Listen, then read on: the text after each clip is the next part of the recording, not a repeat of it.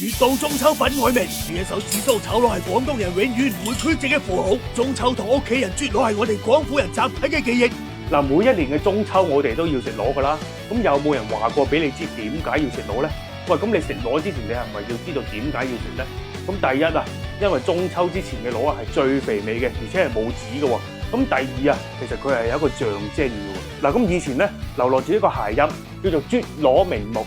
咁中秋嗰陣圍住一齊啜螺嘅時候咧，咁啲大人就會話啦：用力啲啜啊，眯埋隻眼啜啊，啜得越大力啊，睇嘅嘢越清啊。咁唔係你哋5.1、5.2嗰啲叫睇得清喎，而係我哋嘅洞察力。咁所以咧呢個寓意就係我哋去借助啜螺去獲得一個洞察力。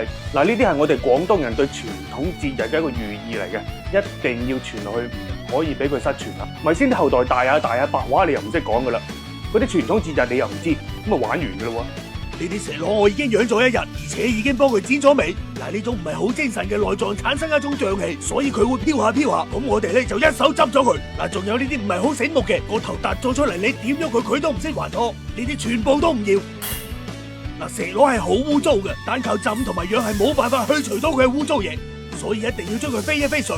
我哋雖然追求鮮味，但係更加要嘅係健康。嗱，水滾之後1分鐘就可以將佢撈起啦。睇下剩低嘅水又黃又藍，以後食螺邊個仲夠膽唔飛水？好啦，飛完水之後，我哋再落啲生粉同埋鹽落去，將啲螺搓得乾乾淨淨，大約重複2次左右，污糟嘅螺就會變成乾淨嘅螺。石螺佢係一樣秀物，又適當放多少少。油熱我哋放石螺落去炒一炒佢先，將佢嘅水分炒翻出嚟，咁樣石螺就會更加香。嗱，依家鑊底已經唔見有水啦，放一大把拍蒜落去，將拍蒜嘅香味炒入去啲螺度，炒均勻之後放一圈鬼根味落去去香增聲，等啲火熄咗之後就可以調味，放一啲鹽，放一啲糖嚟提一提先，再嚟翻些少靚嘅蠔油，加啲生抽落去增加一個醬香味。好，依家將佢全部炒均勻，炒出香味。嗱，炒螺要油味單靠炒係未夠嘅，一定要加翻啲水落去炆住一下。咁我哋細火再煮佢2到3分鐘，等嗰啲汁可以滲入啲螺肉裏面。開蓋之後放埋啲青紅辣椒，就咁是但炒佢2下，打一個厚厚地嘅芡落去，咁樣令到啲螺可以掛汁，一啜落去你就知道有幾爽。最後放埋紫蘇落去，輕輕炒2下，馬上出鑊。